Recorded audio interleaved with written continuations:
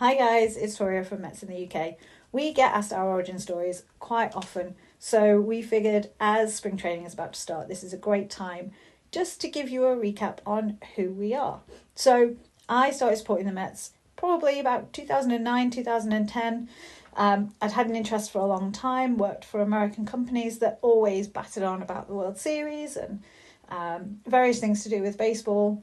So I had an awareness. We used to get stuff back in the day here. Back in the 2000s, we used to get some coverage of a lot of American sports, so I watched a lot of those. And then one day I decided that I was going to make the most of my BT Sports subscription and watch a game all the way through. Rosie likes watching the baseball as well.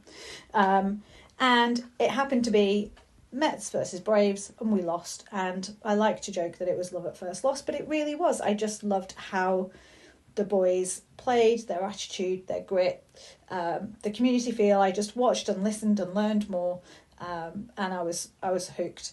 My favourite current player, it's kind of a tie at the moment, no pun intended, between Tyrone Taylor and Jesse Winker. I loved my Beite combo last year. I just love Ty. There's just something about him and Winker's attitude. I just can't beat it. My favourite of all time is Keith Hernandez. That shouldn't be a surprise to anyone that follows our account or our socials or our podcast.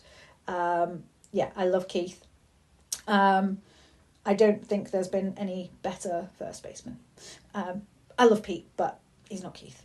My favourite Mets moment, like a lot of the gang, has to now be that the play to end the game in the London series. It was just incredible. The whole weekend was amazing, and to share it with our Mets in the UK crew was great. And any signing, yeah, I'm with Jojo. It's got to be Vladdy. I'd love to have Vlad there next year. Keep an eye on our socials. We're on our podcast every Tuesday during the season, spreading our love of the Mets to everyone in the UK and beyond. Let's go Mets!